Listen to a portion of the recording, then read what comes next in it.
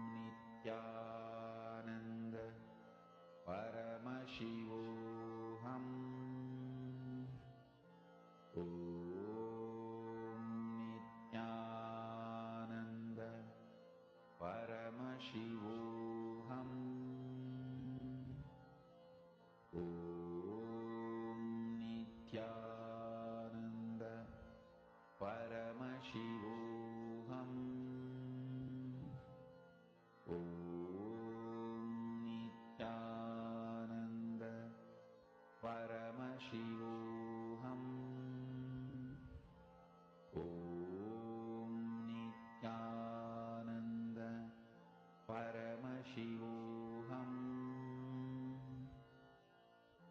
Om Nithyananda Paramashivoham. Om Nithyananda Paramashivoham.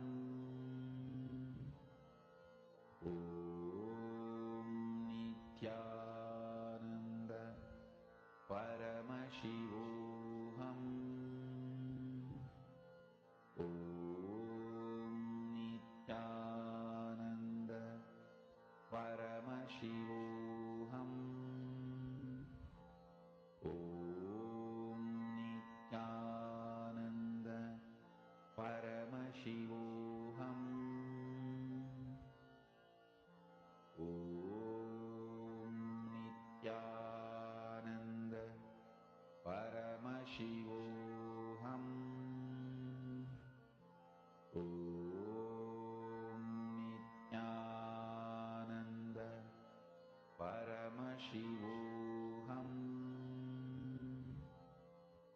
Om Nithyananda Paramashivoham.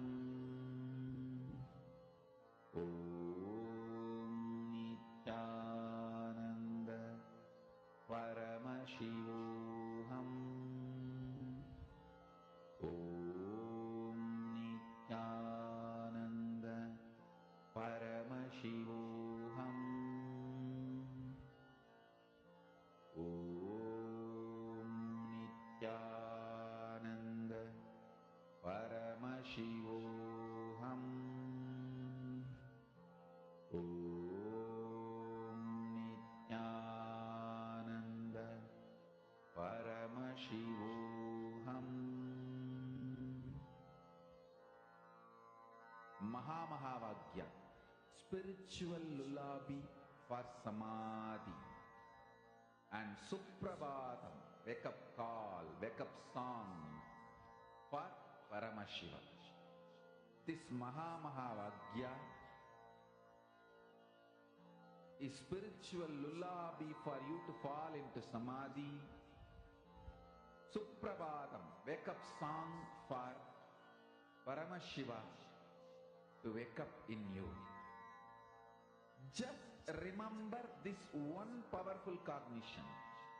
This Mahamahāvāgya puts me in Samadhi. This is spiritual lullaby for Samadhi. And Suprabhatam, wake up song for Paramashiva in me. For Paramashiva to manifest. With this one spiritual powerful cognition, chant this Mahamahāvāgya.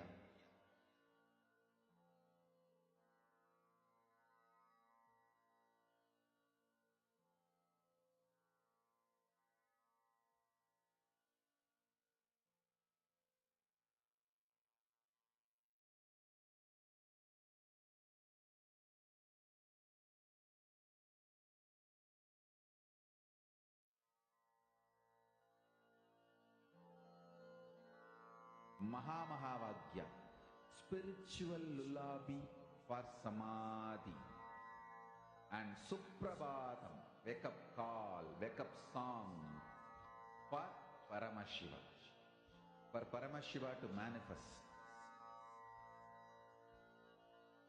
With this one spiritual powerful cognition, chant this Mahamahāvāgya. Om Nithyananda Paramashivoham. Om Nithyananda Paramashivoham.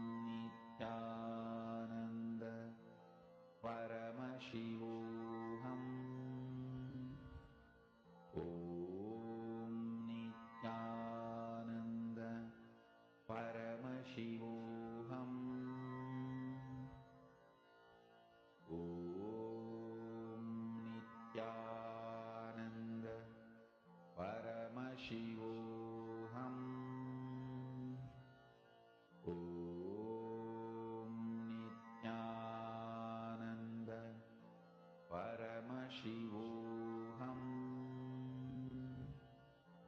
Om Nithyananda Paramashivoham. Om Nithyananda Paramashivoham. Om Nithyananda Paramashivoham. Om Nithyananda Paramashivoham. Om Nithyananda Paramashivoham. Om Nithyananda Paramashivoham. Om Nithyananda Paramashivoham. Om Nithyananda Paramashivoham. Om Nithyananda Paramashivoham. Om Nithyananda Paramashivoham. Yes, our 21 minutes is up. All of you can relax. Okay, so now I request all of you to share how many of you were able to see actually the solutions are very clearly appearing to you in your third eye. How many of you were very clearly able to see that? And you were able to see these solutions very clearly appearing. You were able to see everything.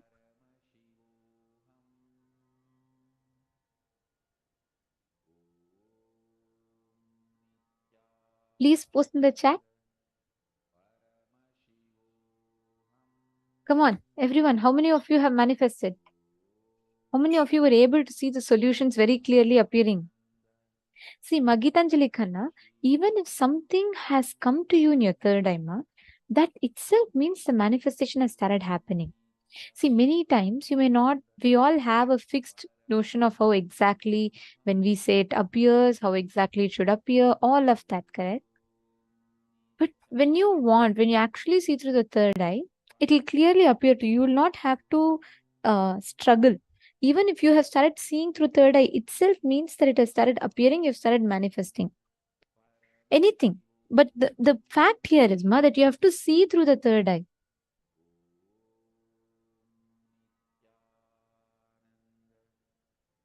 So even if you have just seen through the third eye, if you have started seeing and manifesting, that itself is enough. How many of you, okay, just tell me this. How many of you have started seeing through the third eye? Things you feel like something is appearing in your third eye, you're starting to have that experience.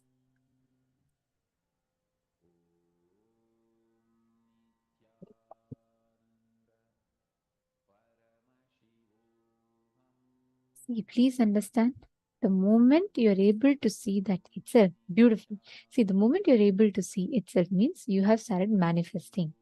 That experience, that manifesting experience will lead you to be able to manifest the powers more and more. So don't worry about, oh, right now itself the result is not showing.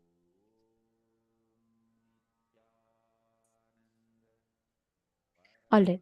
Now we're all going to be entering into a very, very important session.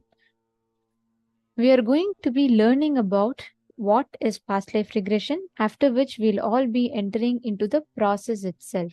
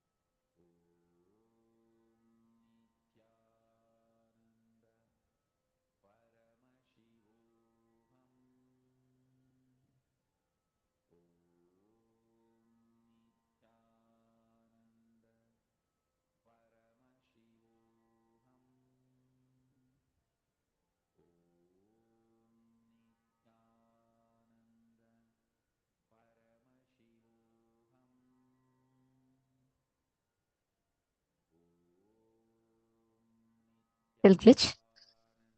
Sorry for the technical glitch. Yes. Now, can I request all the participants to please come on the camera? We're going to be entering into a very, very important session now. We're all going to be entering into the past life regression process. If any of you are feeling sleepy, you're feeling tired, you want to use the restroom, quickly go, freshen up and come back. I request everyone to quickly go. Do not take any other calls right now. Do not do anything else right now. We're all going to be entering into a very, very important past life regression process. I request every one of you, if any of you want to grab a cup of coffee, tea, hot chocolate, you want to run to the restroom, please go and come back and settle down. Jennifer, Nithyanandam, can I request everyone to come to the waking state of consciousness? Jagrat. Mansi Purnayak, you're not able to do the exercises. Okay. Seema, for the past life regression process, we all can just do it in see, as much as possible. I request everyone to take some time off and do this. If you're not able to do it in the place that you are, you can listen to it, but do not participate. If you're doing it, you have to do it completely. It's a very, very powerful process. I'm giving everyone a few minutes so that each of you can go ahead and please get ready, come and settle down. Mansi, which place are you from? You're from LA, right?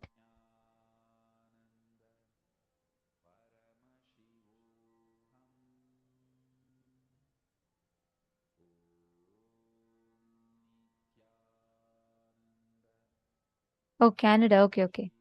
Canada.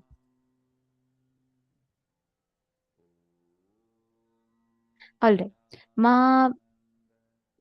Prema Bhaktika Ma Maeve Yang, Daniel, Gauri, Ma Kala Tibet, Ma Janelle. Can I request everyone to please come on camera?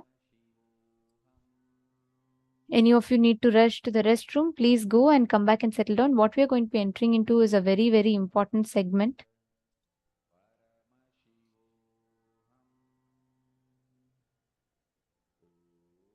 It's a very important segment. See, understand, the past life regression session is where you're going to be literally entering into your past lives, understanding and reliving your past life to relieve from it. So it's a very, very important session, and please do not take it lightly. We request every one of you to settle down in front of the camera. And for the next 1.5 hours to 2 hours, you should not move from here.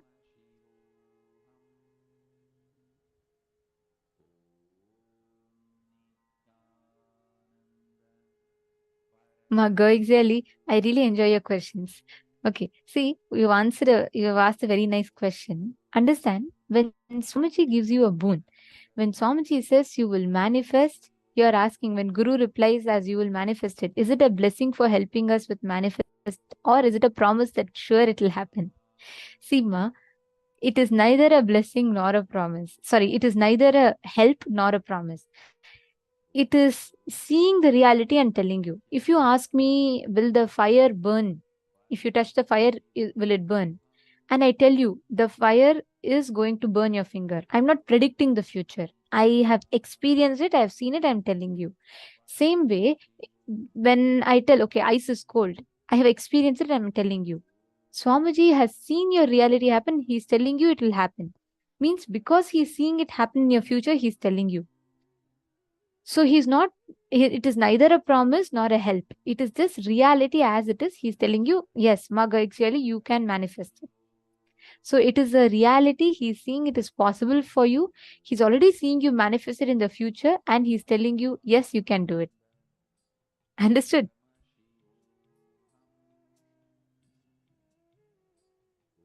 Okay. Now, everyone else, can I request all of you to come on camera, please? We are going to now, all the people that are watching us on YouTube, Facebook, the live stream will now be stopped on YouTube and Facebook. And this will only be available on the two-way video conferencing because it's a very, very exclusive, powerful process. So we request every one of you, if you are interested and you want to experience a past life regression process, please join us on YouTube. Sorry, please join us on Zoom. Okay. Everyone, please come on camera. Ma Yanin Wong, Ma Vidya Rupan, Ma Maluhia, Ma Jenny Tran, Wanel, E. Hanshen, Ma Sanitan, Elizabeth Ferdman, Luluni, Jenny Tran, Angel, Ma Surya Lakshmi.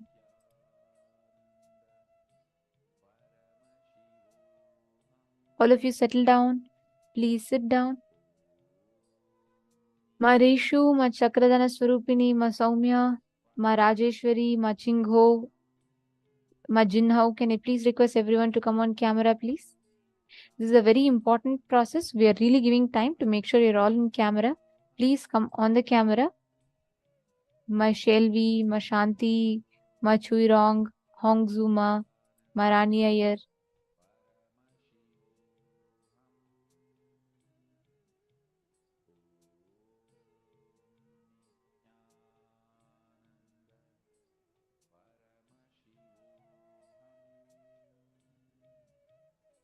Okay. Now, there are going to be two parts. You are all literally going to be working on your past. It is very important that we complete our past because our past has a big impact in our future. Now, all of us are going to be entering into this session, the past life regression process. And we're going to be learning what is this process. We're going to be understanding the significance of it, after which we will be entering into the process itself. So we request everyone to please listen to this intensely. Let us now enter into understanding why this process matters. Why is it important for us to know about our past? How much ever you analyze, it has so much to offer. There is nobody who is not interested in past lives, even if they belong to the religions which does not believe in past lives. Even if they belong to religions which believes only in one life. In one corner of the heart, corner of the mind, they say, no, is there any technique we can know about our past? See, I'll give series of webinars on past lives. I am opening my experience with all of you. See, these understandings about past lives should happen in various angles. First, trying to know the facts and informations about the past lives. Second, trying to know the informations and facts about the past life so that you can get rid of all the sufferings, mental patterns you carry from the past life and disturb your future. You can explore the past lives to access some historical information, to know some facts. You can access past lives to solve many of the future problems. There are various reasons why people want to know about the past lives. There are various reasons why people should know about past lives. Today, I will handle this past lives session, satsang, with one angle, the spiritual angle. How knowing about past lives can transform you. Why knowing about your past lives is necessary for your transformation. Almost all enlightened beings talk about going through their whole past like fast forward mode. In rewind mode or fast forward mode during the time of enlightenment. Just before the enlightenment, almost all enlightened beings go through the whole experience of past life like rewinding mode. Just in few moments, you go through the whole experience. Why you go through past life experience before enlightenment? What is the spiritual connection with the past lives? How is the past lives going to transform me? Going to help me in my enlightenment? Understand? It is from this angle of enlightenment, I will be handling the past life today. First, your past has 3 layers. Understand the 3 layers of your past. I'll just give a small description using the pen and the board so that you can understand the 3 different layers of past, present moment. This is future. This side is future. This is present moment. This is past. I am telling you past has 3 layers. How? See from the present moment till your date of birth, DOB. This is the first layer of past. You need to know 3 different layers of past so that you will understand why we should explore each layer, what all the benefits you will have if you explore each layer. The second layer past is from this moment to all the lives you lived in body, the moment you assumed the first body, DOB of first body, your first body, DOB of the first body you took. It may be a fish, tortoise, amoeba, for some people buffalo, donkey, pig or demon. This is the second layer past. Third layer past, from this moment to the Big Bang, the moment universe happened, from that moment to this moment. That is third layer past, DOB of cosmos. These are a 3 layer past.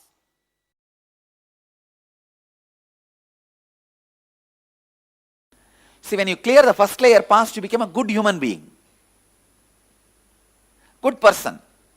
Like a loving, caring, very compassionate, beautiful person who have beautiful relationships, a balanced health, and many of the basic good things happen in you. But only when you dig out and clean the second layer past patterns, the mystical powers start expressing through you. Mystical powers express through you. Come on. How many of you, when you go to some new place, when you meet a new person, suddenly you have the memory, no, I know this place, I have seen this person. You will remember where that room, this room, that's some object, few minutes before. When you go and see, it will all be there exactly as it is. Or in the party, suddenly you know, you will feel somebody is going to fall and break their leg, and in 3 minutes that person falls. How many of you had this kind of, this called deja vu? How many of you had this kind of deja vus in your life? Raise your hand. Raise the hand, fully. Fully raise the hand. I need to count. God. Literally 90% of you, more than 90% of you. See, if it happens for one person, maybe once, you can call it as a coincidence. If it happens to 90%, in any crowd I ask, always 90% of the people raise the hand. If it is happening to 90% of the people, how can you call it as a coincidence? Then the 10% for whom it is not happening is a coincidence. Not the 90% of the people to whom it is happening. How many of you feel this moment, now whatever is happening, you already went through at least once? Raise the hand. This moment, what is going on? Teja, raise the hand, let me see. Raise the hand fully, I need to see. Now whatever is happening, raise the hand. Why are you so shy? I need to see the faces. Relax. Why you feel this moment, exactly the same hall may not have been there, the same group may not have been there, but at some point now, whatever effect I am doing on you, you would have had at some time the same effect done on you by the same person. Understand? Now I am going to open up the second layer past into your body and clear those patterns.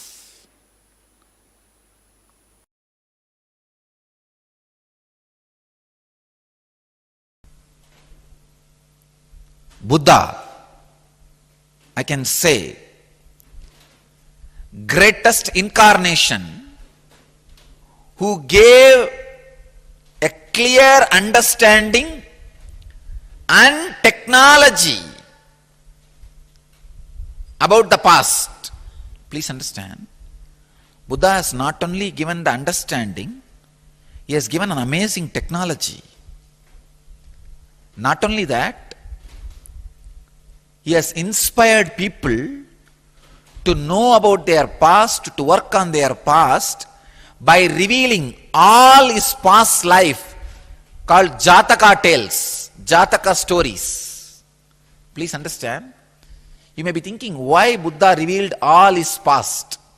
Actually, every person, before achieving enlightenment, last moment, when he is disappearing into the enlightenment, those few moments will have the complete recollection and complete awareness of all their past births. The memory will be opened. Buddha is a great master. Almost like a black box retrieval, he retrieved the whole thing, all Jataka tales, and presented the whole to the whole world. You may think, why? Please understand, when you read the Buddha's Jataka tales, you will understand all these four. One, if you are just curious, you can see how the life progresses. Second, if you want to know how the past births has impacted Buddha's present incarnation. Third, if you understand the Jataka tales, you will see how knowing the past has healed many of the Buddha's traumas, phobias, and how quickly his intelligence was awakened. Why so quickly his intelligence was awakened? See, we also see whatever Buddha has seen in his life. What the three things? Sick man, old man, dead body. Buddha saw all these three only once. Immediately, the Pratyagatma Chaitanya Jagrata, the individual inner awakening has happened in him. We see all these three almost every day. Why nothing happens? If you read the Jataka tales of Buddha, you will understand why he had that inner awakening. He was prepared, ready. Third thing, very important thing, very important truth.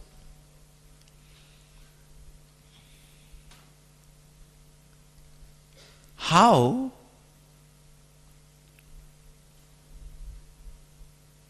Buddha's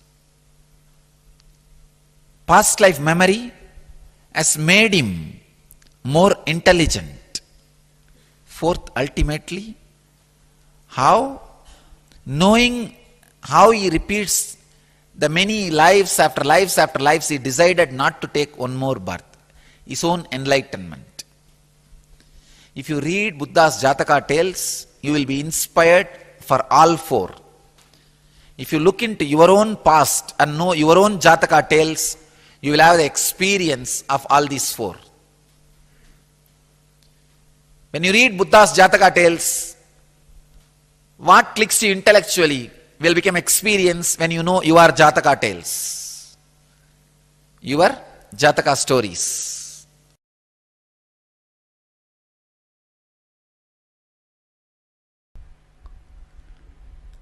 Patanjali, one of the greatest inner scientist ever happened on the planet Earth, gives an amazing technique, a powerful technique. He says, through the perceiving of the impressions, by observing the past impressions,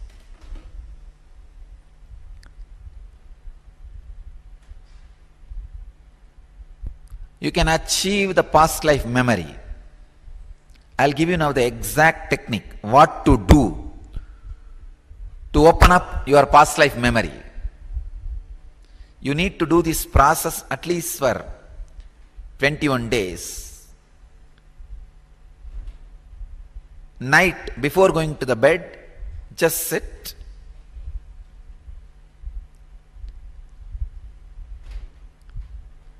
Start going back in your life. Please understand. Night 8 o'clock, if you are sitting for this meditation, start from the moment you woke up from the bed, maybe morning 5 or 6 o'clock you wake up. From that time start, 6, then 7, then 8, then 9. From morning, just come down. Just not rethinking, reliving. I am not asking you to rethink, no. I am not asking you to review, no. I am asking you to relive. From morning, come down to this moment, and same way, second, from this moment, go back to morning. Please understand. You need to do 2 things. First, sit, relive. Morning 6 o'clock, you woke up. Then you brushed your teeth, took bath, dressed up, went for breakfast, went to office. This all you did in office. Then had lunch. In this cycle once. Then second, go back. Like 8 o'clock you are sitting.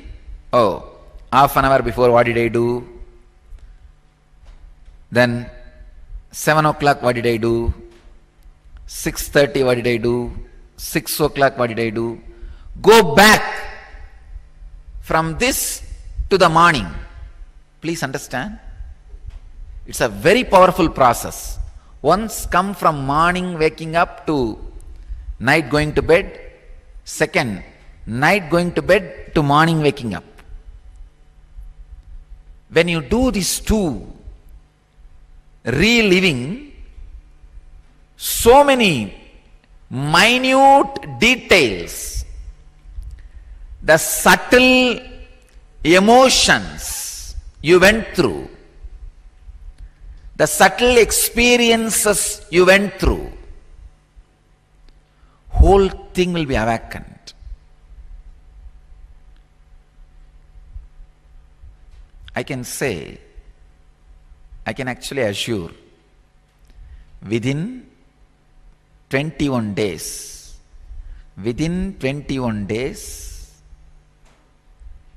the whole understanding about the past and all the questions related to your past, how you create a samskara, impression, how you manipulate it for your day-to-day understanding, and how you can heal the wounds created by those samskaras. Understand? All these 3 will click in your inner space. How much ever I teach you by words, it will be just word. It has to become your very experience. As long as it is my word, you will never have the deepest understanding. Only when it becomes your own word, it will become your deepest understanding. It's the exact technique. What Patanjali means by this word, samskara sakshatkaranat purvajati jnanam. Samskara sakshatkarana.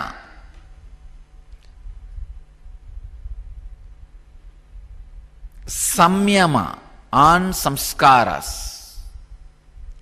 Observing the past impressions. This is the technique. Please understand. Night you may need to spend 1 hour. If you are deeply interested in your past life regression, healing many traumas, phobias, fears you carry in your present life from past life. Go through this process. Sit. From morning till night, what you did, relive. Then, from night to morning, what you did, relive. It will be same, but when you go through this way and this way, you will have complete new understanding. How your impressions create your past. One more thing. You may think, how going through my 1 day of past can reveal my whole life past for me. It will. You will see it. Your 1 day as the whole essence of your life. When your mental setup was created as a child, all the fears, greed, joy, guilt, pain, pleasure, anything is recorded. Every day you go through those experiences directly or indirectly in some way. So 1 day if you analyze, you will open up your whole past. Suddenly you will see the memories, incidents which you did not go through that day also will start opening up vividly, clearly.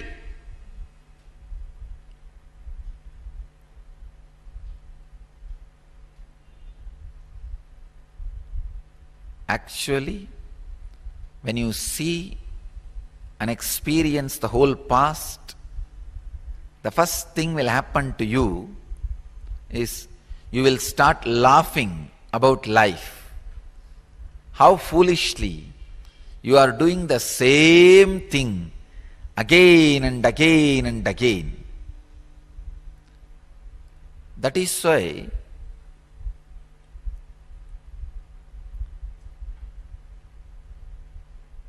in Zen tradition, they call the ultimate laughter is enlightenment. Or enlightenment is ultimate laughter. Laughing at the whole foolishness. Actually,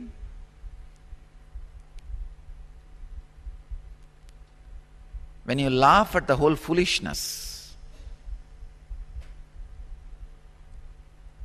they do not know what to do. They are completely perturbed and disturbed.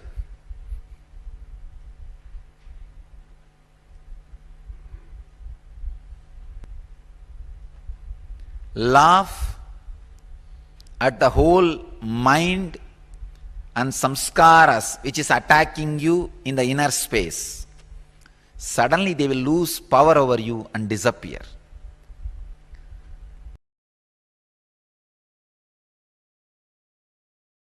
The past which you are having after you took this body, this moment to your birth. That is a first level. The past incident, it can be called. Then second is the past from this moment to the moment you assumed your identity. Means many births. I can call that as Bhugarbha. Bhugarbha memory. the memories which you accumulated, the experiences which you had through many bodies. And the third level past is the past before even you assumed this identity, the pure consciousness. That's what is cosmic archives, where all past of the whole world is available. Understand? Whenever I talk about my past life, I talk from the third layer. Actually, if I have to tell really, all the lives happened on the planet Earth, all the time is my past lives. This is what is the ultimate statement. From the third level of the past life, Hiranyagarbha, this is what is the truth. Then from the Bhugarbha level, from the bodies I collected biomemory to create this body. That is where I say I identify specially few bodies which I took. So understand the different levels of past and past life. Then you will be able to understand very clearly how this releasing the past heals your present and takes you to the future. Shiva Sutra also gives a very beautiful technique. If you just sit and even remember, so many of those blockages associated with those memory will leave your system through the Kurmanadi, through the body. Understand? Just simple remembrance. Actually, simple remembrance will lead to reliving. Reliving will automatically relieve the engrams which you accumulated unnecessarily, the blockages which you created unnecessarily.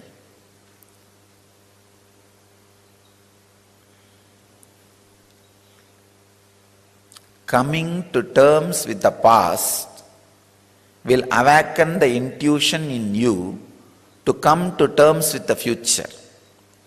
Most of us are afraid of our intuition.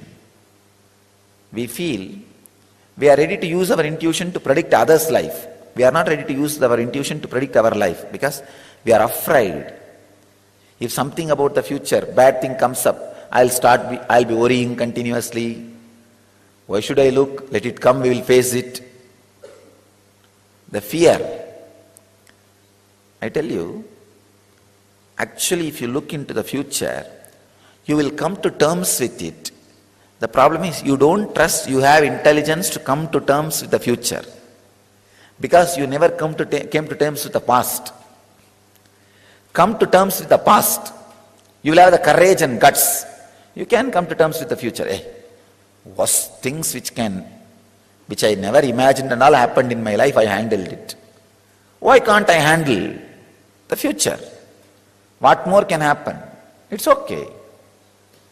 Coming to terms with the past is almost healing all the blockages. And that will naturally, automatically lead and awaken the intelligence of coming to terms with the future. Pratiprasav, beautiful word.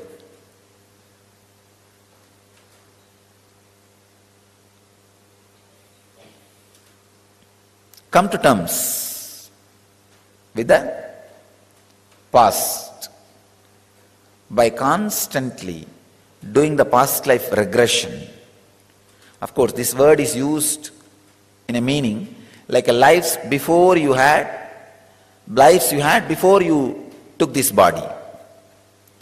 But now I am working on the line of life and past you had after you took this body. First I will work on this. Then we will go to the second level and third level.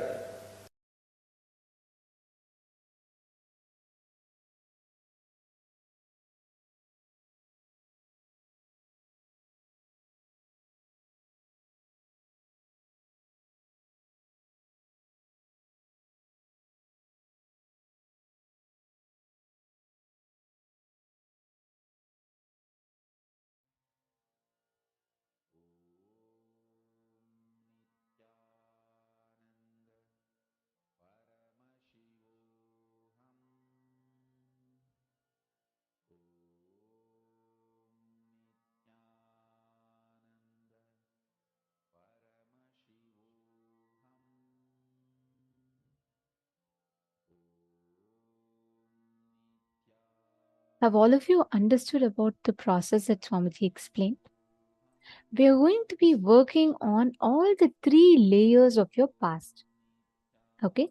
Now, we will be entering into the past life regression session. Now, we have understood what is this process and the significance of this process. We will now be entering into the past life regression session. We will give you all a few minutes. Please settle down, come in front of the camera. If any of you need to run to the restroom, please quickly run, but do not move for the next 1 hour. Settle down. Please come back.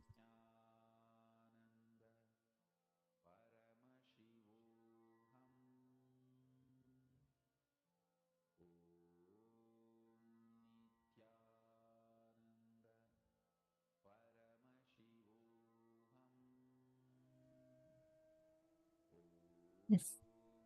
Please go to the restroom or anything if you have to, but come back and settle down. This is a very, very important one. Now, we are going to be doing a process. Swamiji himself will be guiding all of us to what you need to do. There are going to be 2 processes. One will be the first layer past, and the next will be the second layer past. The first layer and second layer past is what we are going to be entering into through this process. Swamiji himself will be conducting this process. It's a very, very powerful one. If you are not on camera, do not do this process. If anyone is not on camera, we will be moving you all into the waiting room for this process. Anyone who is not in camera will be moved into the waiting room. So please come on camera. If you are not on camera, do not do this process.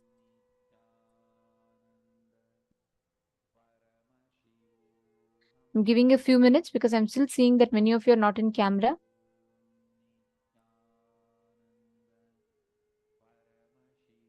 All right. So now, beginning from now, we will be moving all the non-video participants to the waiting room, and all the others, everyone else, every one of you who are here, please come on camera and let's start the process. Okay. This is a very, very powerful process. Do not miss it. And this is a very important one as well. Please sit straight. Now, Swamiji himself will be guiding all of us with this process.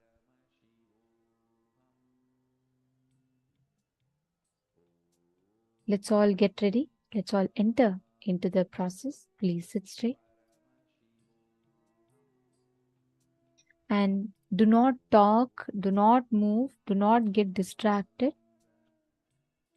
This is purely an extremely powerful process. So let's all maintain the sacredness of the space.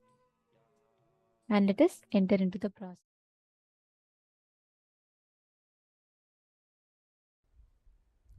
Listen.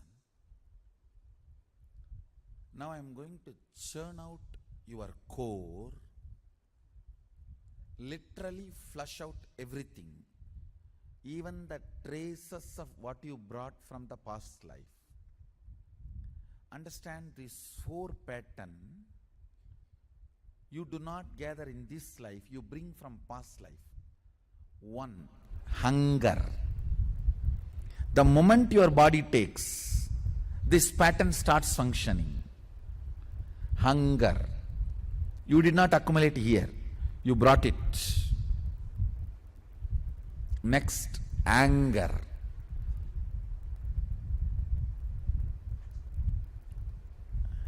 Third, lust. 4th, fear. So, hunger, anger. Anger can be translated into violence and all that. Either flight or fight, both. Hunger, anger, lust and fear. These 4 core patterns you bring from past birth. It doesn't start in this birth. Now I am going to churn out these 4 and flush it out. Understand? Completion for this 4 pattern is done only by entering into an animal body and living it out in the animal body. Understand? Not reliving it mentally, living it out physically. That whole hunger, the heat and the irritation, agitation of the hunger should be felt. How the hunger becomes anger should be felt. How the lust is felt heavily in the body. How the violence and fear is experienced intensely in the body. Whole thing should be lived and completed. I can say this is the ultimate completion. You can do anything you want, but you can't come out of your bed so that others are not affected by you. I am literally going to pull you into animal body. I am actually going to now push you into the past. You are going to go back to mother's womb, and from there get pushed into the animal body. You see, your past birth exactly may not have been animal. You could have been even man and human being and again took the human birth. I am going to push you to the last animal birth you took. So any animal you remember, get into that body. Visualize that you have become that. That is okay. Automatically you will see the animal, last animal you have been, that patterns will start getting released. The my churning and awakening will be so intense. Beyond your control it will start coming out.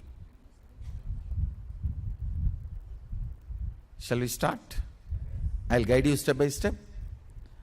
Any high blood pressure, heart conditions, seriously ill patients, raise your hands. I think you should not be doing, you should sit in the last row. Go back to the last. I'll complete it for you because your body may not be able to handle. High blood pressure, any serious illness, serious heart conditions.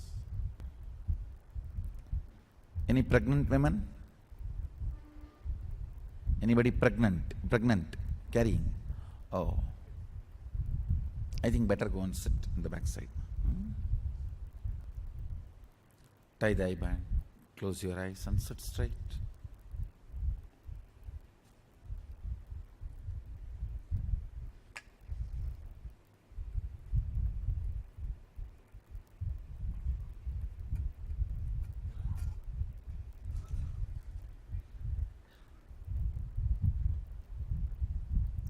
Lie down exactly the way you were in your mother's womb.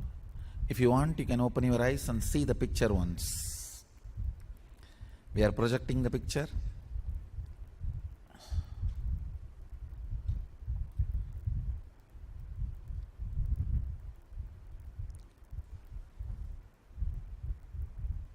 Lie down exactly like this.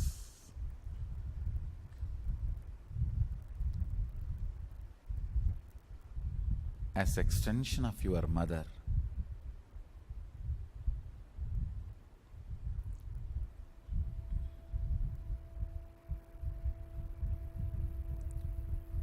Forget your individual existence. Become part of your mother's womb again. See what your mother is seeing. Hear what your mother is hearing. Listen what your mother is listening. If you fall asleep, it's okay. Fall asleep. Just fall into your mother's womb.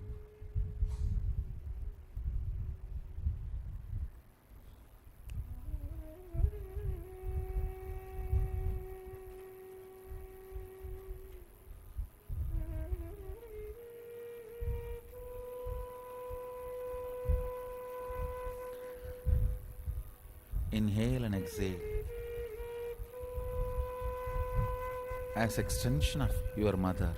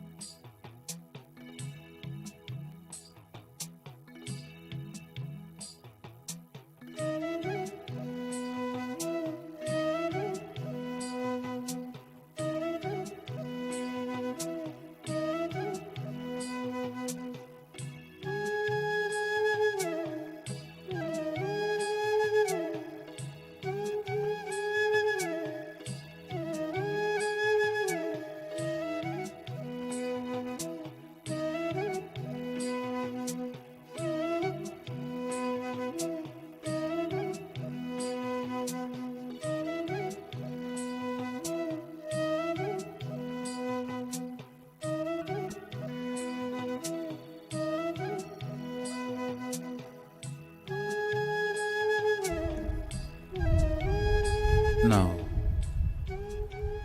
leave your body to rest in your mother's womb. Enter into the past.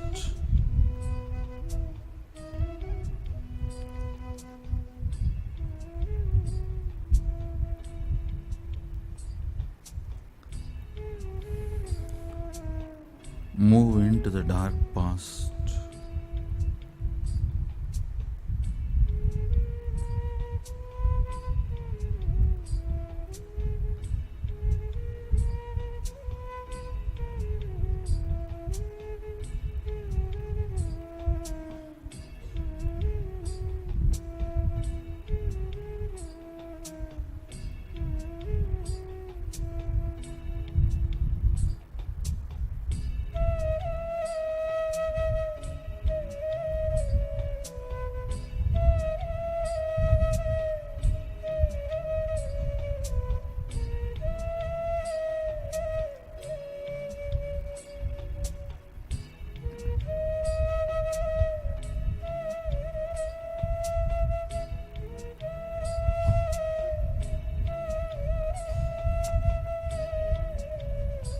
Choose any one animal. It can be bird, reptile, animal. It can be dog, cow, snake, eagle, anything. Assume one animal. Enter into the body of that animal. Visualize your body, your mind, your internal organs. Everything has become that animal.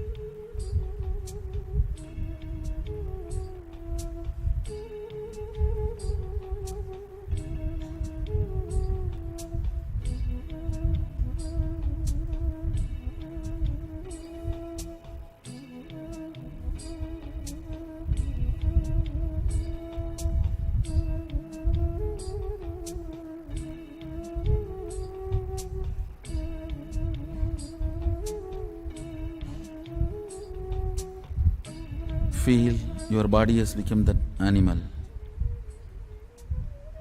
Enter into the animal body, Mriga Sarira.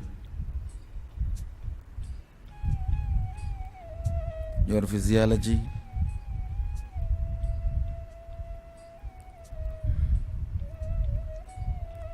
has become the Mriga Sharira.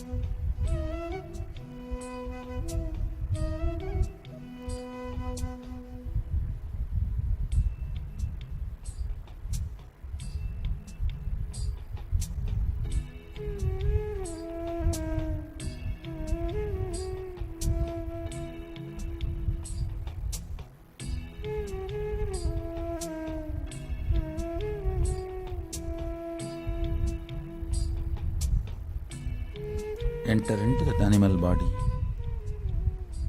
assume the animal body posture. Get up and move into the animal body. If you have chosen cow, stand exactly like cow. If you have chosen a snake, assume snake's body.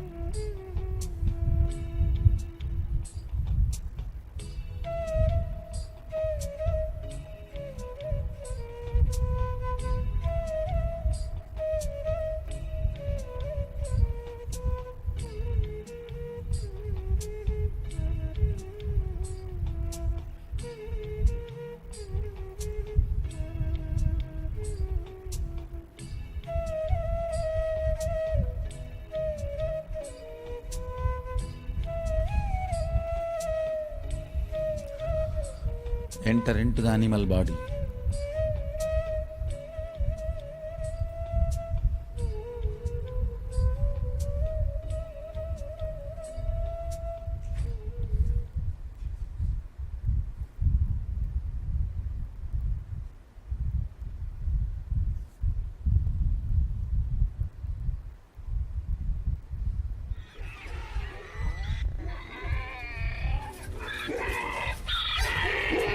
Inhale and exhale exactly in that animal body.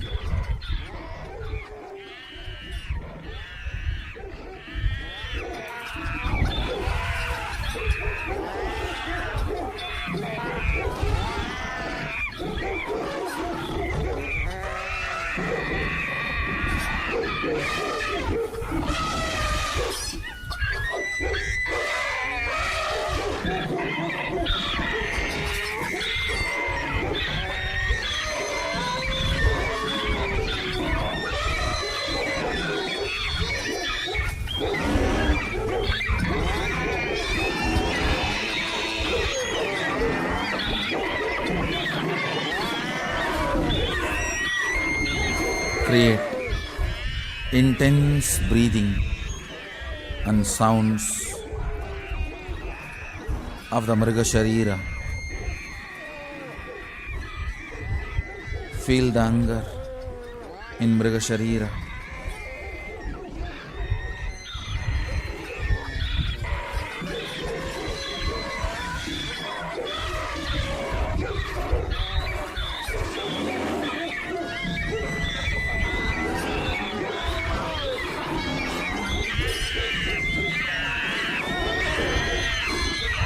Feel the Mriga Sharira.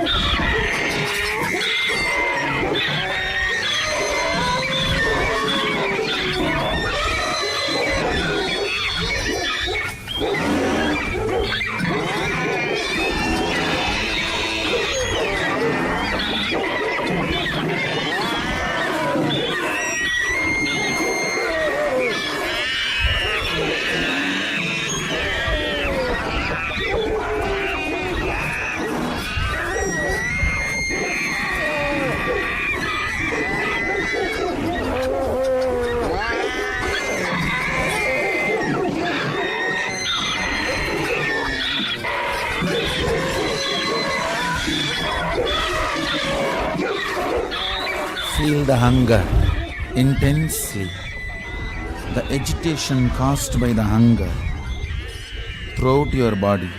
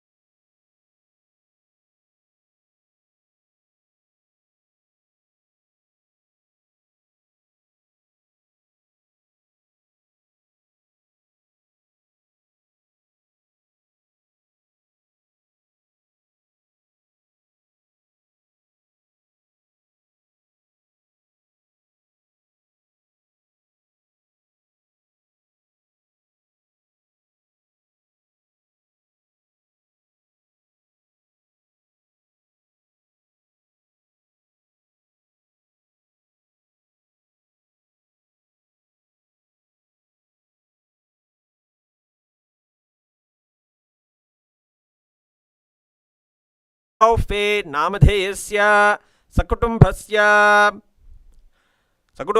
च श्रीकैलासोन्नतद्वादशान्त श्यामलापीठारूढ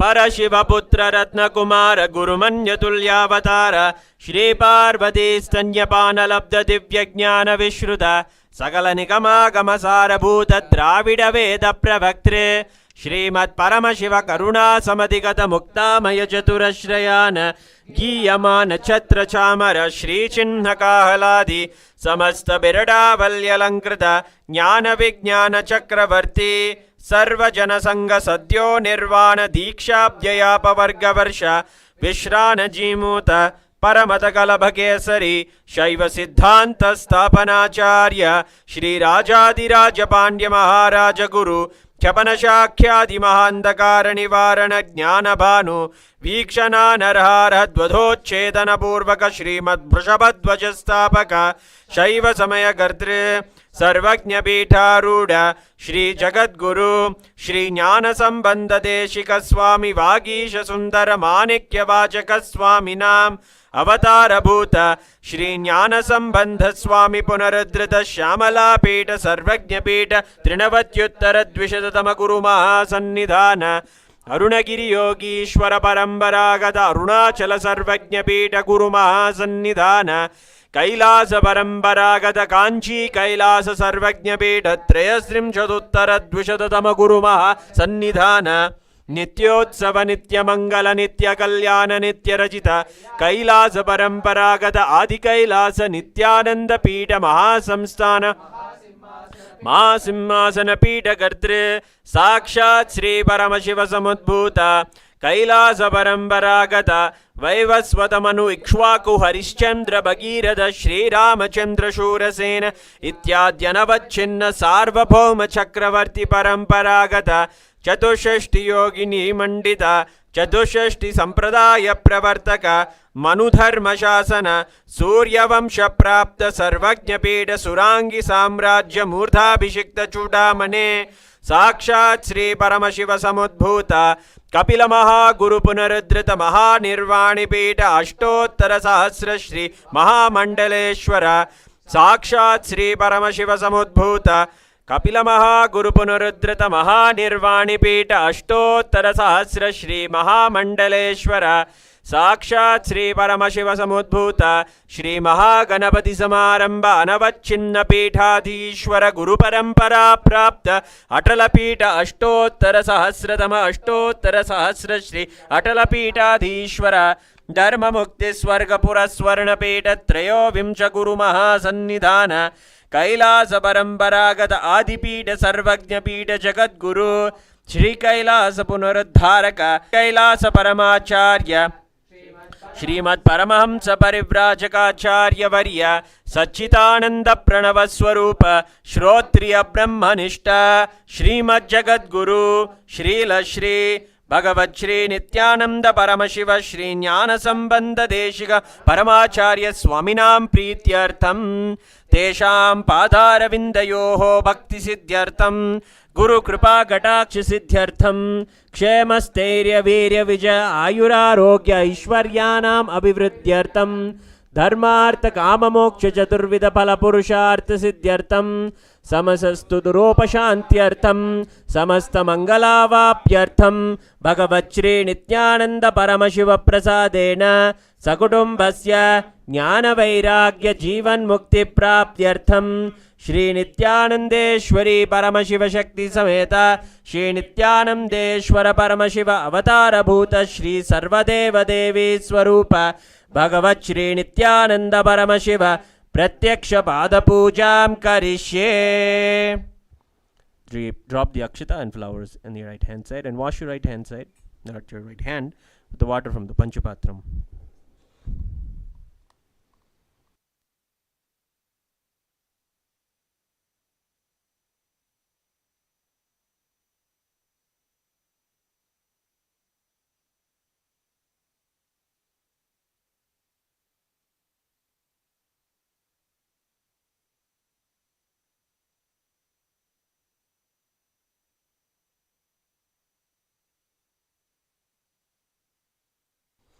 We'll now perform the Kantanadam.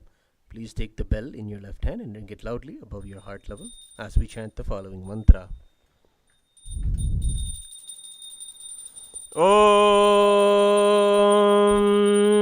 Agamartantu Devanam Gamanartantu Rakshasam Gantanadam Karom Yado Devada Kwanalanchanam Ganta Devadabhyo Namaha.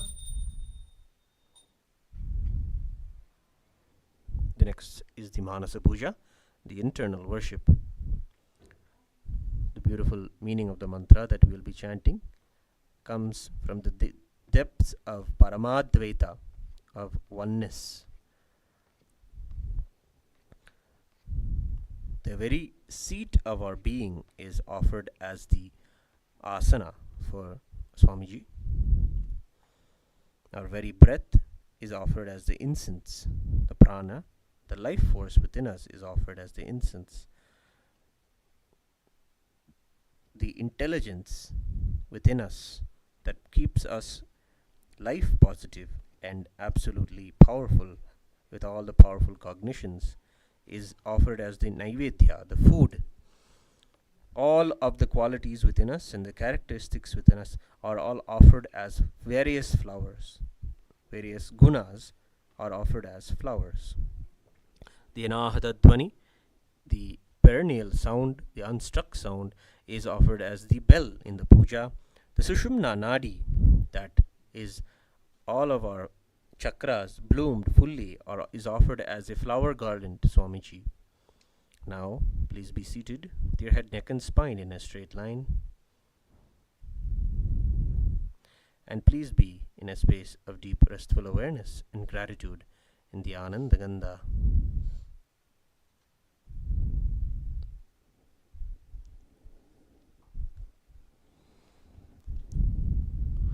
Om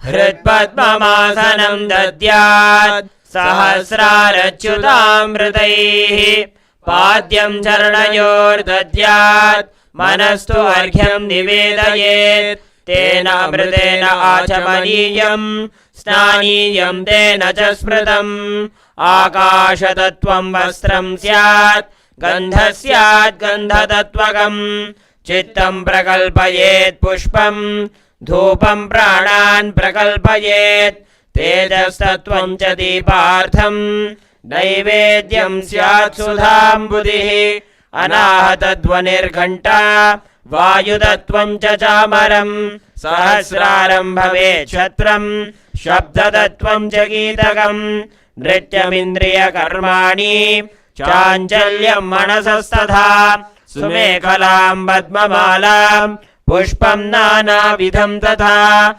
Amayadyair bhava pushpaihi Archayet bhava gocharam Amayam manahankaram Aragam mamadam tatha Amohakam madam pancha Advesha akshobhakau tatha Amatsaryam malo pancha Dashapushpam vidurbudhaha Ahimsa paramam pushpam Pushpam indriya nigraha Daya pushpam kshama pushpam Jnana pushpam cha panchamam Iti panchadasher bhava pushpaihi Sambhujayet Bhagavantam Shri Nithyananda Paramashivam.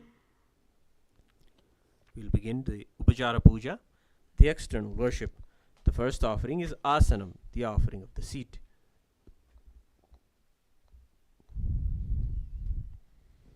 The one who resides inside all the beings, the one who is the very soul of all beings. I offer this seat to you. I surrender, I surrender. Now, please take the akshata and the flowers in your hands and offer them at His Divine Holiness Swamiji's feet at the end of the mantra. Asanam Om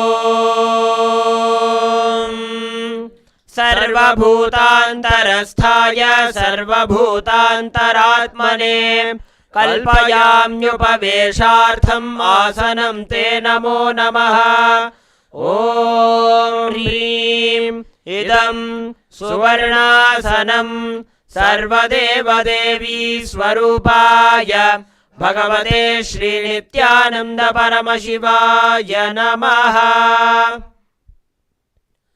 The next offering is Swagatam, the offering of welcoming.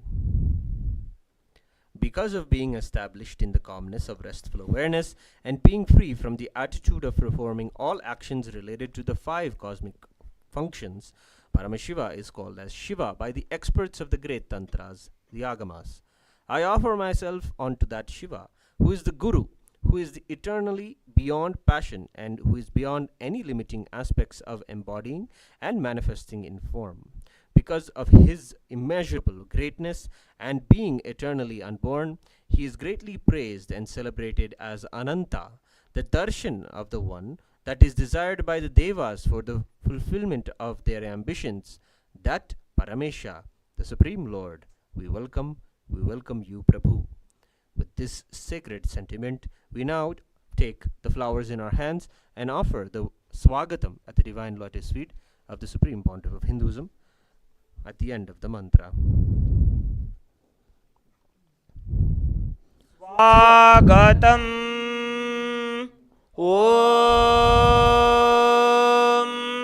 Shantatvat Sarvakartritvat Bhavo Paradikaranat Shivokto Mahatantra Mantra Vidbhis Sada Shivaha Tasmai Shivaya Gurave Vitaraga Kalaya Vai Ameyatvat Anantoyam Ajatva Cha Prakirtitaha Yasya Darshanamichanti Deva Swabhishta Siddhaye Tasmai Te Parameshana Swagatam Swagatam Prabho Adya me saphalam janma jivanam saphala kriyaah Swagatam yatvaya tanme tapasam phalamagatam Om Hrim Sarvadeva Devi Swarupa Bhagavan Shri Nithyananda Paramashivam Swagatam Suswagatam Te. The next offering is Padyam, the offering of water for washing the feet. I offer Padyam, that is the water for washing the feet of Paramashiva, the supreme divinity, the very devotion to whom brings the ultimate bliss. Now please take the Padyam water in your hands and offer it at His Divine Holiness Swamiji's feet at the end of the mantra. Padyam Om Yadbhaktilesha Samparkat Paramananda Samplavaha Tasmai Te Parameshana Padyam Shuddhaya Kalpaye Om Hrim Etat Padyam Sarvadeva Devi Swarupaya Bhagavate Shri Nithyananda Paramashivaya Namaha. The next offering is Arghya, the offering of the traditional bouquet. O Maheshwara, please accept this Arghya, offering of the traditional bouquet with water made of durva grass, a flower, a bilva leaf, and a rice pellet kept in a beautiful conch. Please take the Arghya in your hands and offer it at His Divine Holiness Swamiji's feet at the end of the mantra. Arghyaha Om Durvakshata Samayuktam Bilvabhatram Tadhaparam Shobhanam Shankhapatrastam Grahanarghyam Maheshwara Om Hrim Esho Arghyaha Sarvadeva Devi Swarupaya Bhagavate Shri Nithyananda Paramashivaya Swaha. The next offering is Achamaniyam, the offering of water for washing the hands and the mouth. Please accept this auspicious Ganga water, which dissolves all incompletions, as an offering of Achamaniya, the water for washing the mouth, as I offer unto you with devotion. Achamaniyam Om मन्दाकिन्यास्तु यद्वारी सर्वपापहरं शुभं ग्रहाणाचमनीयं त्वं मया भक्त्या निवेदितम् ॐ ह्रीं इदम् आचमनीयोदकं सर्वदेवदेवी स्वरूपाय भगवते श्रीनित्यानन्द परमशिवाय स्वधा. The next offering is Madhuparka, the offering of the nectarine drink. Now please take the cup of Madhuparka in your hands and offer it at His Divine Holiness Swamiji's feet along with the mantra. O bestower of impurities, the complete one, the essence of nectar, I offer this nectarine drink to you. Please be pleased. Madhuparkaha Om Sarvakalmashanashaya Paripurnasudhatmakam Madhuparkamimam Deva Kalpayami Prasidame Om Hrim Esha Madhuparkaha Sarvadeva Devi Swarupaya Bhagavate Shri Nityananda Paramashivaya Swatha.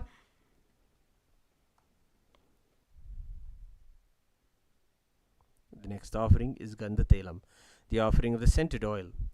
Please accept this scented oil, O benefactor of all the worlds. You are the purest among all the worlds. I offer you the most scented oil. Please take the Gandha Telam in your hands and offer it at His Divine Holiness Swamiji's feet at the end of the mantra. Gandha Tailam Om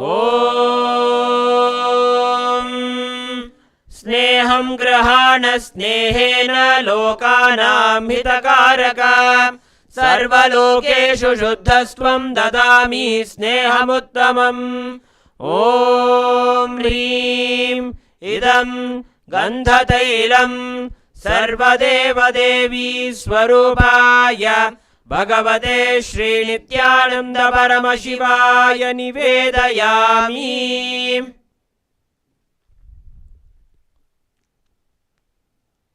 The next offering is the offering of Snaniyam, the offering of the sacred bath. Please accept this pleasantly cool, pure, clear and appealing water for your sacred bath offered by me with devotion to you. Please take the Snaniyam water in your hands and offer it at His Divine Holiness Swamiji's feet at the end of the mantra. Snaniyam Om Idam Jushitalam Vari Swachham Shuddham Manoharam Snanartham Te Maya Bhaktya Kalpitam Pratigrihyatam Om Hrim Idam Snaniyodakam Sarvadeva Devi Swarupaya Bhagavate Shri Nityananda Paramashivaya Nivedayami. The next offering is Vastram, the offering of clothing. Now, I offer the Vastram, this cloth offering, to the one who removes the veil of Maya or illusion, who is the true light of enlightenment, who does not have a veil of Maya, and who has the very space as the dress. Please take the Vastram in your hands and offer at the end of the mantra. Vastram Om Maya Chitrapata Channa Nijaguhyoru Tejase Niravarana Vijnaya Vasaste Kalpayamyaham Om Hrim Idam Vastrottariyam Sarvadeva Devi Swarupaya Bhagavate Shri Nityananda Paramashivaya Nivedayami. The next offering is Abharanam, the offering of jewelry. I offer this golden ornament to you, who, by very nature, has a gracefully beautiful body, and who is the source of shelter of all the powers. May you be pleased. Please take the Abharanam in your hands and offer it at His Divine Holiness Swamiji's feet at the end of the mantra. Abharanam Om Swabhava Sundarangaya Nana Shaktyashrayayate Suvarnam Bhushanam Tubhyam Kalpayami Prasida Me Om Hrim Idam Suvarnabharanam Sarvadeva Devi Swarupaya Bhagavate Shri Nithyananda Paramashivaya Nivedayami. The next offering is the offering of Gandha, the offering of the scented sandalwood paste. I neither know your body, nor do I know all of your actions. Please accept and apply this sandalwood paste offered by me.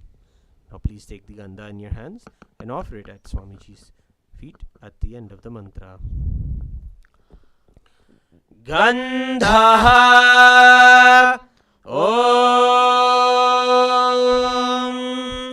Shariram Dena Janami Cheshtam Naiva Cha Maya Nivedidan Gandhan Pratigrihya Vilipyata Om Hrim Esha Gandha Sarvadeva Devi Svarupaya Bhagavate Shri Nithyananda Paramashivaya Namaha. The next offering is Pushpam, the offering of fragrant flowers. Please accept these appealing and elegant flowers of different kinds which are grown in the forest of Turiya, the space of ultimate restful awareness. Now please take the flowers smeared with sandalwood paste in your hands and offer them at His Divine Holiness Swamiji's feet at the end of the mantra. Pushpam Om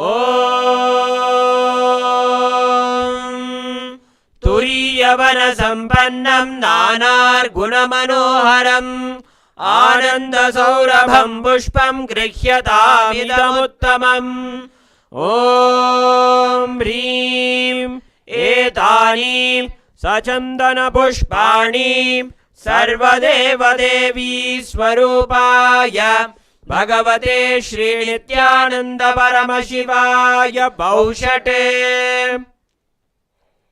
The next offering is Bilva Patram, the offering of the Bilva leaf. I offer you, the Lord of all Devas, this holy Bilva leaf, in which dwells the Devi of richness, and which is so much loved by Lord Paramashiva. Please take the Bilva leaf smeared with sandalwood paste in your hands and offer it at His Divine Holiness Swamiji's feet at the end of the mantra. Bilva Patram Om Amritodbhavam Shri Vriksham Shankarasya Sada Priyam Bilva Patram Prayachami Pavitram Te Sureshwara Om Hrim Etani Sajandana Bilva Patrani Sarvadeva Devi Swarupaya Bhagavate Shri Nithyananda Paramashivaya Vaushate. The next offering is Tulasi Patram, the offering of the Tulasi leaf. Now please take the Tulasi leaves made with sandalwood paste in your hands and offer it at His Divine Holiness Swamiji's feet at the end of the mantra. Let this offering of Tulasi leaf be unto the Supreme Soul, who is unlimited, who has unlimited forms, and who is the bestower of all boons. Tulasi Patram Om Namaste Bahurupaya Varadamurtaye Paramatmane Swaha Om Hrim Idam Sachandana Tulasi Patram Sarvadeva Devi Swarupaya Bhagavate Shri Nithyananda Paramashivaya Namaha. The next offering is Dhupa, the offering of the lit incense. The incense smoke is made of sacred herbs of intoxicating fragrance. Please accept this incense smoke fit to be inhaled by all the devas. Now, please take the lit incense in your hands and slowly wave it towards our beloved Swamiji and ring the bell as you do so. Dhupaha Om Vanaspatiraso Divyo Gandhadyassu Manoharaha Agreya Sarvadevanam Dhupoyam Pratigrihyata Om Hrim Esha Dhupaha Sarvadeva Devi Swarupaya Bhagavate Shri Nithyananda Paramashivaya Namaha. The next offering is Deepa, the offering of the lit lamp. Please accept this light of inner and outer worlds, which is very bright and removes the darkness from everywhere. Now please take the lit lamp in your hands and slowly wave it towards Swamiji along with the mantra. Please ring the bell as you do so. Deepaha Om Suprakasho Mahadeepaha Sarvadastimirapaha Sabhahyabhyantara Jyotirdeepoyam Pratigrihyata Om Hrim Esha Deepaha Sarvadeva Devi Swarupaya Bhagavate Shri Nithyananda Paramashivaya Namaha. The next offering is Naivedyam, the offering of food. These different kinds of food offerings are prepared from sweetener and other ingredients. O Lord, please accept this food offering prepared by me with devotion. Now please take the uddharani of water and hover it around the Naivedyam.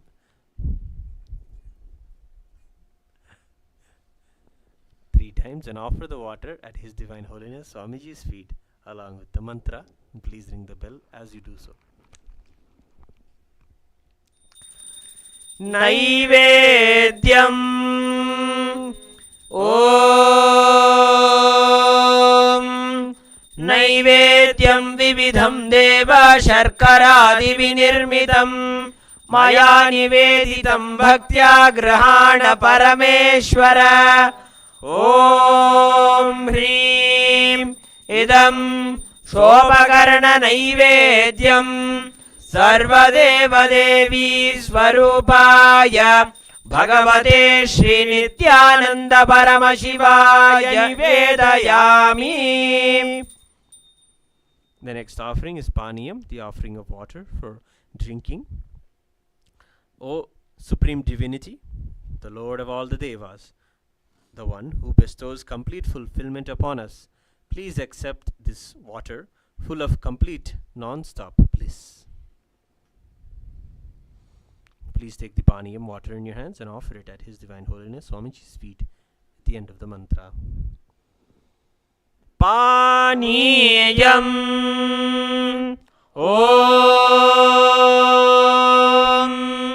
Samasta Deva Devesha Sarvatriptikaram Param Akhandananda Samburnam Grahana Jalamuttavam Om Hrim Idam Panarthodakam Sarvadeva Devi Swarupaya Bhagavate Shri Nithyananda Paramashivaya Namaha.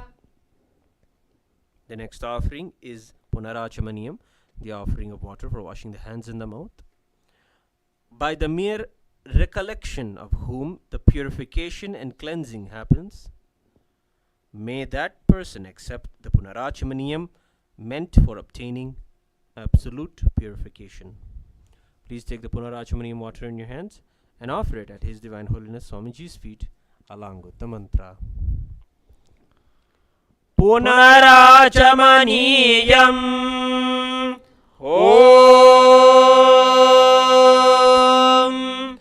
उच्छिष्टमप्यशुचिर्वा यस्य स्मरणमात्रतः शुद्धिमाप्नोति तस्मै ते पुनराचमनीयकम्। ॐ ह्रीं इदं पुनराचमनीयोदकं सर्वदेवदेवी स्वरूपाय भगवते श्रीनित्यानंद परमशिवाय स्वाहा। The next offering is Aratrikam, the offering of Arati.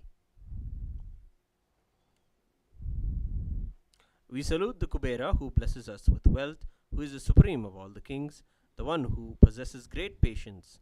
Let Kameshwara, the Lord of desire energy, fulfill our desires.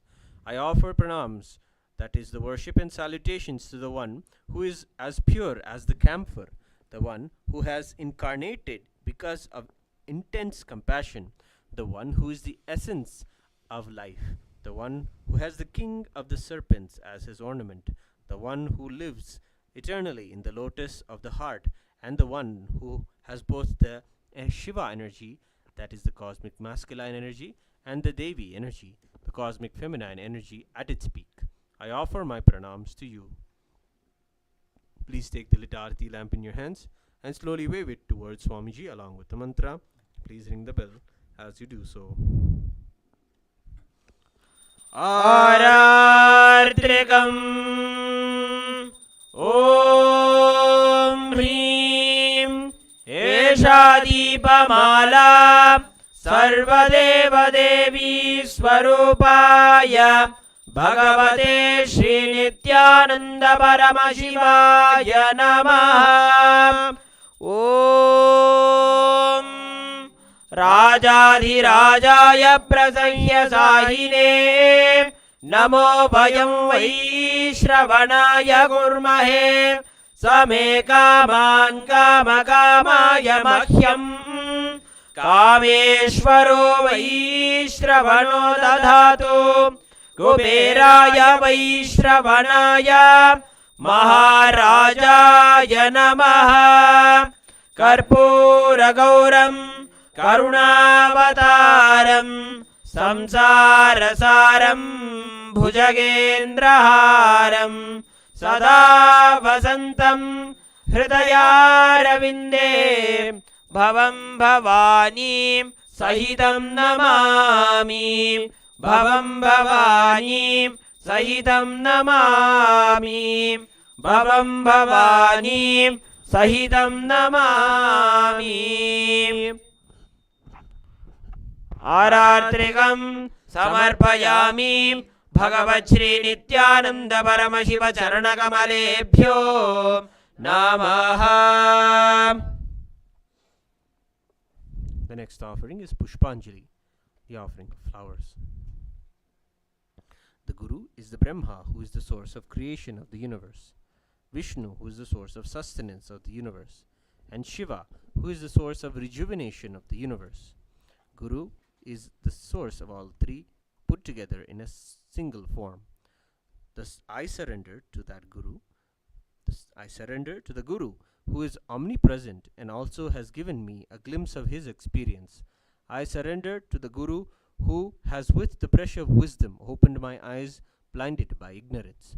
I surrender to the Guru, who by giving the knowledge about the self has burnt my karmic baggage of so many births. I surrender to the Guru, who is the Lord of the cosmos, who is the Guru of the cosmos. My soul is the same soul which is in all the beings. I surrender to the Dakshinamurti, the primal Guru, who manifests himself differently in the form of Ishvara, Guru, and Atman, or the Self. Now please take some flowers in your hands and offer them at Swamiji's divine lotus feet at the end of the mantra. Pushpanjalihi Gurur Brahma Gurur Vishnu Gurur Devo Maheshwaraha Guru Sakshat Param Brahma Tasmai Shri Gurave Namaha. Akhanda Mandala Karam व्याप्तं येन चराचरं तत्पदं दर्शितं येन तस्मै श्रीगुरवे नमः। अज्ञानतिमिरान्धस्य ज्ञानाञ्जनशलाकया चक्षुरुन्मीलितं येन तस्मै श्रीगुरवे नमः। अनेकजन्मसम्प्राप्तकर्मबन्धविदाहिने आत्मज्ञानप्रदानेन तस्मै श्रीगुरवे नमः। मन्नाथ श्रीजगन्नाथो मद्गुरु श्रीजगद्गुरुः ममात्मा सर्वभूतात्मा तस्मै श्रीगुरवे नमः। ईश्वरो गुरुरात्मेति मूर्तिभेदविभागिने व्योमवद्व्याप्तदेहाय दक्षिणामूर्तये नमः। नित्यानन्दं परमसुखदं केवलं ज्ञानमूर्तिं द्वन्द्वातीतं गगनसदृशं तत्त्वमस्यादिलक्ष्यम् एकं नित्यं विमलमचलं सर्वधी साक्षिभूतं भावातीतं त्रिगुणरहितं सद्गुरुं तं नमामि। पुष्पाञ्जलिं समर्पयामि भगवच्छ्रीनित्यानन्द परमशिव चरणकमलेभ्यो नमः। ॐ नित्यानन्दम्।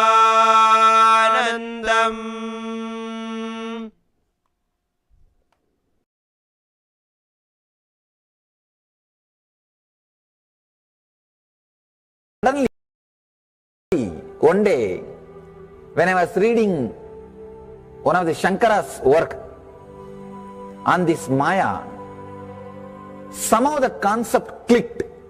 The word Maya cannot be translated into English. Thinking the lesser reality as the higher reality is what we call Maya. What you are seeing, you can't say this is illusion. No. This is not ultimate. Your understanding this is ultimate is illusion. The moment the click happened, I was ready not only to leave the house, decided to live like a Shankara. In the Vedic tradition, anybody wants to become enlightened has to leave their home. They have to become homeless. It is a basic condition for enlightenment. You can't be in your hometown. You have to start wandering, studying, because to enter into the ultimate truth, you need to have the courage to go behind wherever it leads. There is a beautiful sutra in Brahma Sutra, the first sutra of Brahma Sutra. It says, Atatu Brahma Jignasat. Let us inquire into the reality. It says, only a courageous person who is ready to go behind wherever truth leads can enter into this science. In those days, we had a beautiful system. When somebody becomes enlightened, he will go around and sit with all other scholars, pandits, learned people, and he will open up his understanding. The other person will open up his understanding. Whoever can take the other person to the deeper level of understanding will follow him. That's all. That is why exploring the truth into the deeper and deeper level has been made as a compulsory basic value for anybody who wants to explore the reality, explore into the truth.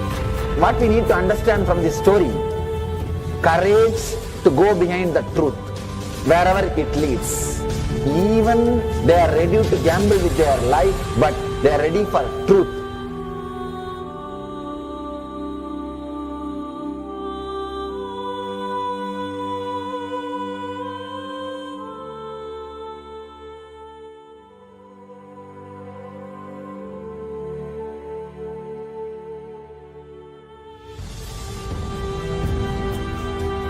if you accept or start working on the reality, whatever you see can be Maya. It feels as if the ground on which you are standing is opening or giving way, is taken away. It needs courage. It may suddenly open a new door to you. You must be able to go into the door, only then you can see the next door. Because I am trying to reproduce the same understanding and experience which happened in me. Understand? When I understood that Maya, the concept of Maya, it gave me so much of joy and courage to do anything. I decided I will live like a Shankara. There is every possibility you will catch the glimpse. I am not telling you will run away from a home. You will have the same energy and excitement and liberation when you realize this truth. If this one concept Maya is understood logically by you, no suffering can make low curve in you. Nobody can exploit you easily. If you can just open that courage, this understanding can open new doors for you. If you understand this clearly, you will have the courage. If you have little courage, you will have understanding. It's like a circle. Who will start first? I represent Kailasa Nation, led by Supreme Pontiff of Hinduism, Sri Nithyananda Paramashivam, which speaks on behalf of 2 billion Hindus around the world who do not have a voice representing them in these international forums.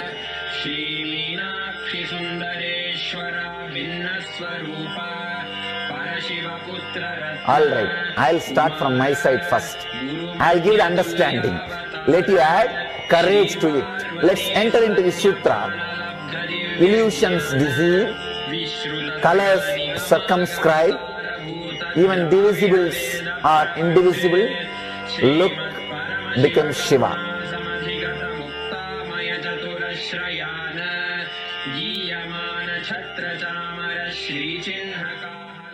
Welcome you all with my love and respects.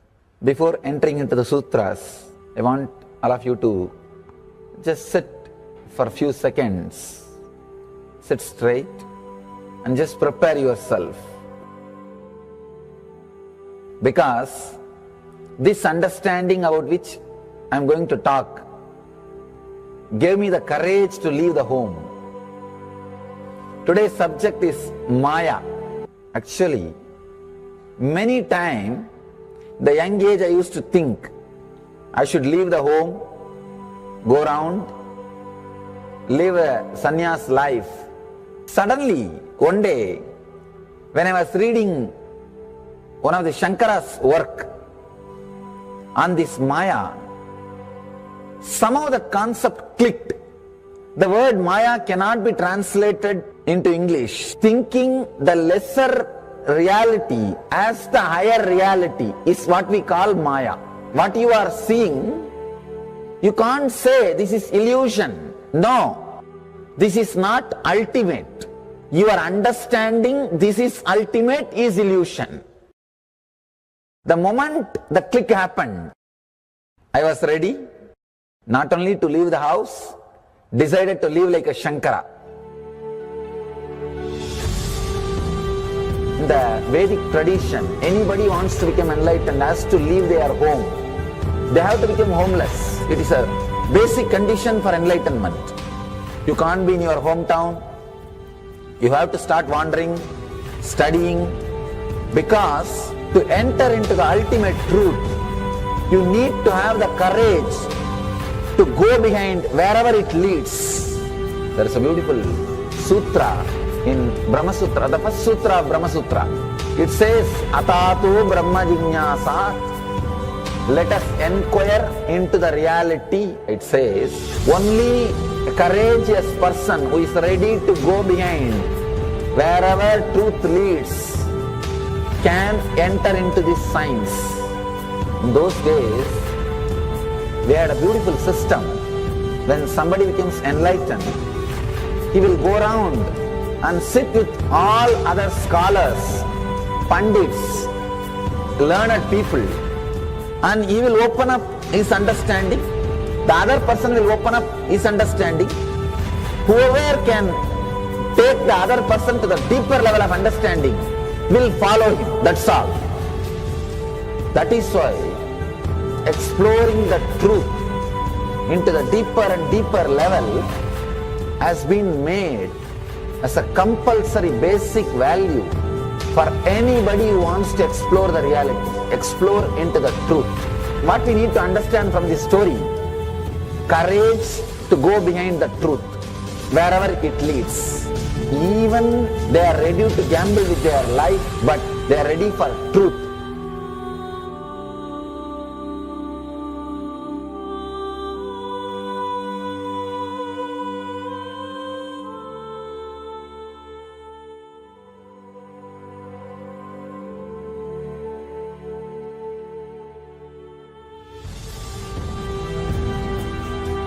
If you accept or start working on the reality, whatever you see can be Maya. It feels as if the ground on which you are standing is opening or giving way, is taken away. It needs courage. It may suddenly open a new door to you. You must be able to go into the door, only then you can see the next door. Because I am trying to reproduce the same understanding and experience which happened in me. Understand? When I understood that Maya, the concept of Maya, it gave me so much of joy and courage to do anything. I decided I will live like a Shankara. There is every possibility you will catch the glimpse. I am not telling you will run away from a home. You will have the same energy and excitement and liberation when you realize this truth. If this one concept Maya is understood logically by you, no suffering can make low curve in you.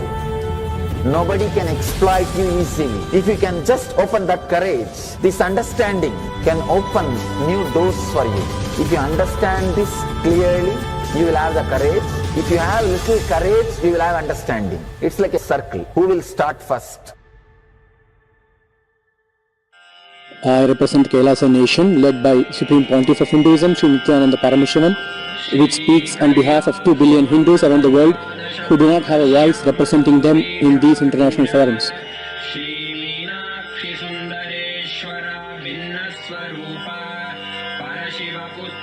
Alright, I'll start from my side first. I'll give the understanding. Let you add courage to it. Let's enter into the sutra. Illusions deceive, colors circumscribe, even divisibles are indivisible. Look becomes Shiva.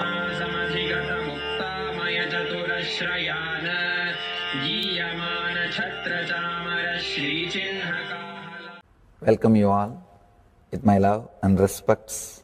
Before entering into the sutras, I want all of you to just sit for a few seconds.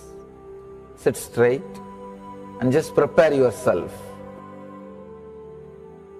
Because this understanding about which I am going to talk gave me the courage to leave the home. Today's subject is Maya. Actually, many times, the young age I used to think I should leave the home, go around, live a sannyas life. Suddenly, one day, when I was reading one of the Shankara's work on this Maya, somehow the concept clicked. The word Maya cannot be translated into English. Thinking the lesser reality as the higher reality is what we call Maya. What you are seeing, you can't say this is illusion. No, this is not ultimate. Your understanding this is ultimate is illusion. The moment the click happened, I was ready not only to leave the house, decided to live like a Shankara. In the Vedic tradition, anybody who wants to become enlightened has to leave their home. They have to become homeless. It is a basic condition for enlightenment. You can't be in your hometown. You have to start wandering, studying, because to enter into the ultimate truth, you need to have the courage to go behind wherever it leads. There is a beautiful sutra in Brahma Sutra, the first sutra of Brahma Sutra. It says, Atato Brahma Jignasat. Let us inquire into the reality. It says, only a courageous person who is ready to go behind wherever truth leads can enter into this science. In those days, we had a beautiful system. When somebody becomes enlightened, he will go around and sit with all other scholars, pandits, learned people, and he will open up his understanding. The other person will open up his understanding. Whoever can take the other person to the deeper level of understanding will follow him. That's all. That is why exploring the truth into the deeper and deeper level has been made as a compulsory basic value for anybody who wants to explore the reality, explore into the truth. What we need to understand from this story, courage to go behind the truth, wherever it leads. Even they are ready to gamble with their life, but they are ready for truth.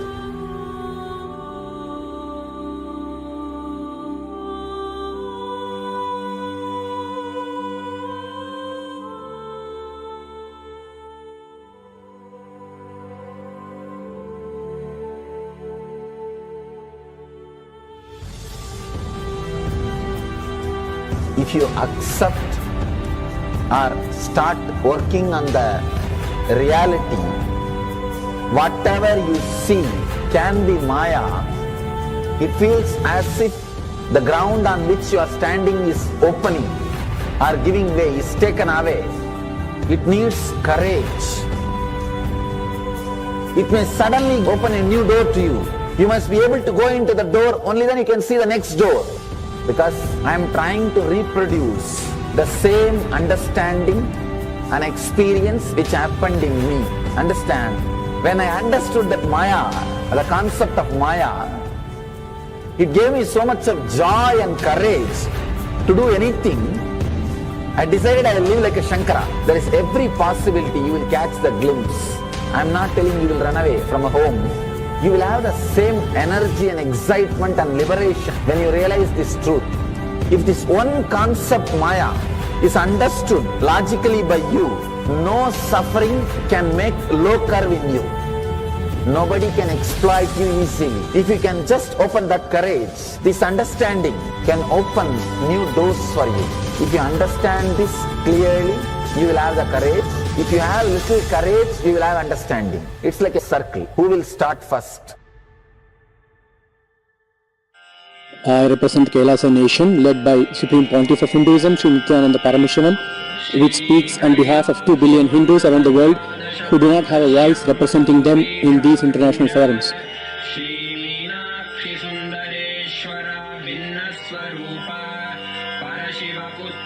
Alright, I'll start from my side first. I'll give the understanding. Let you add courage to it. Let's enter into the sutra. Illusions deceive, colors circumscribe, even divisibles are indivisible. Look becomes Shiva.